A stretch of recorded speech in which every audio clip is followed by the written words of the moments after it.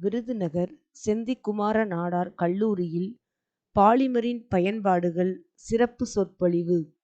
விருதுநகர் செந்திக்குமார நாடார் கல்லூரியில் வேதியியல் துறை சார்பில் வேதியியல் துறை பழைய மாணவர், அமெரிக்கா நிறுவனத்தில் பணிபுரியும் முனைவர் கே. விஜயன் நிதி பங்களிப்புடன் பாலிமரின் பயன்பாடுகள் என்னும் தலைப்பில் சிறப்பு சொற்பொழிவு வெகு சிறப்பாக நடைபெற்றது. இச்சொற்பொழிவில் பல்வேறு கல்லூரிகளில் இருந்து சுமார் 130க்கும் மேற்பட்ட மாணவ மாணவியர்கள் கலந்து கொண்டனர். துவக்க விழாவில் துறை தலைவர் முனைவர் சி. கருணாகரன் வரவேற்றார். கல்லூரி செயலாளர் எம்.டி. சர்ப்பராஜன் தலைமை வகித்தார். கல்லூரி முதல்வர் முனைவர் ஆ. சாரதி மற்றும் சுயநிதி பாடப்பிரிவு ஒருங்கிணைப்பாளர் முனைவர் ஆ. காளிதாஸ் ஆகியோர் வாழ்த்தி பேசினர்.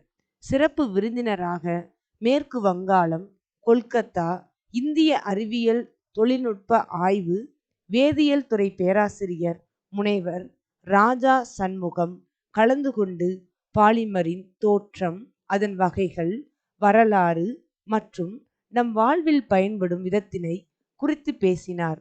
மேலும் மருத்துவத்துறையில், குறிப்பாக புற்றுநோய் ஆராய்ச்சியில் பாலிமரின் பயன்பாடுகள் குறித்து பேசினார். நிறைவில் முனைவர் ஆ. சக்திவேல் நன்றி கூறினார். இதற்கான ஏற்பாடுகளை முனைவர் என். ராமன் மற்றும் துறை பேராசிரியர்கள் சிறப்பாக செய்திருந்தனர்.